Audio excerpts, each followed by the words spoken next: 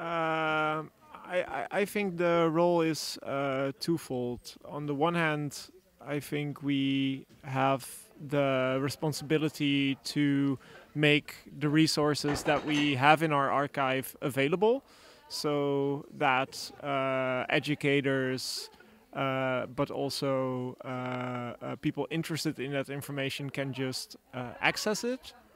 But an additional responsibility that we take, because we see education as one of our primary target audiences, is that we also develop services. So there we really work together with educators on the content and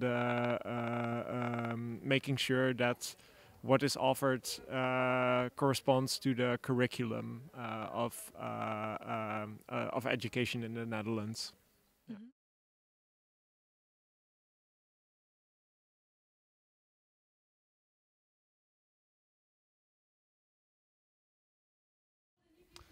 So the first part of the question, we have several digital services that can be accessed by educators depending on what kind of institution they are in, if they are in primary, secondary, or in academic education.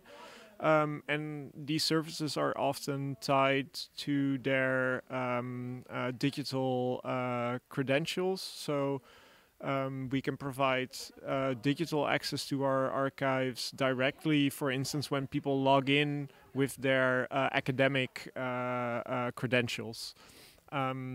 So a large part of the collection is digitized and available through that way, but this is behind the login. And what was the second part of the question again?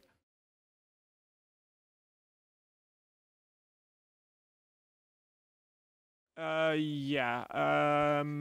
When it comes to the educational services, what we track is the number of logins that are provided, but the activity within the platform is not tracked. Because for us, the most important thing to realize is that as much people who are in education have access, but we don't know what their activity within these platforms is.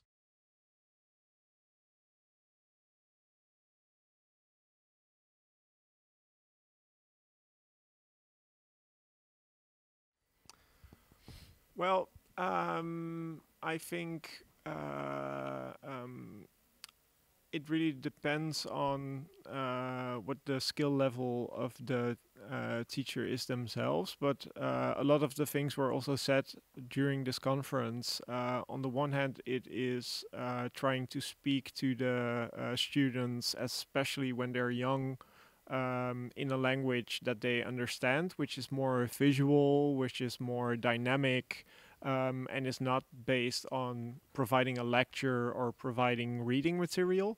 So it's thinking about what form do you use to bring the information that you want to educate people on across. And then I would say be aware that there are a lot of video resources available now for education, and just integrate them in your regular program. But even better, if you have an educator who has a digital skill set, then also appropriate that material and make it your own. Try to create your own digital lessons using digital resources, but putting them together in a way that you feel comfortable with, and not only use it as illustrative material.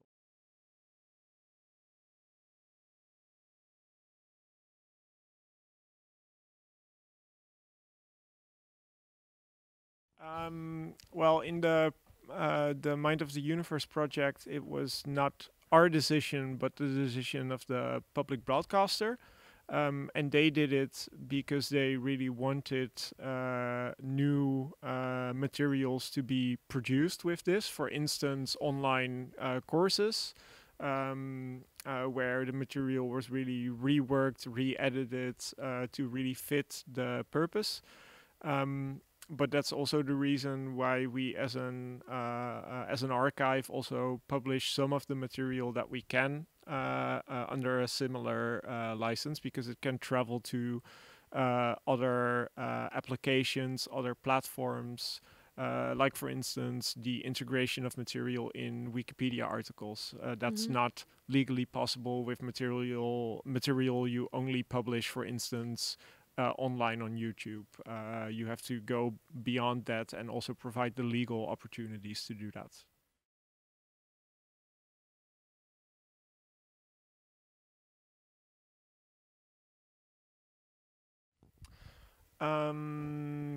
In the Mind of the Universe example, I think the success of the collaboration was that the public broadcaster wanted to do something that really fitted the content of their program, which was to also make it open. And that we had previous knowledge on actually doing that, both on the legal and on the technical level. So we could really complement them in making their project a success based on our experience. So we really had something to deliver to them.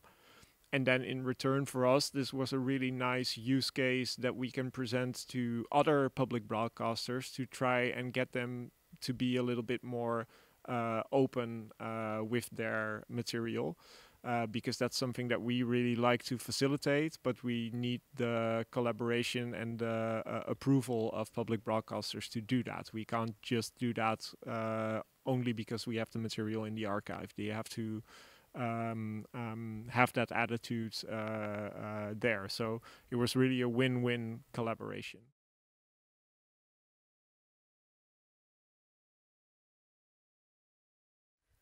Not directly. In the past, there have also been similar initiatives, especially in the Nordic countries. I know that NRK, a public broadcaster, has been quite active with opening up their material, but really creating a new documentary series from scratch that was tailor-made to be open from the start, I think is really a unique approach that I'm not aware of anything else having happened like that after Mind of the Universe, but it's just a year old, so maybe we'll see some really spin-offs of that in the future soon.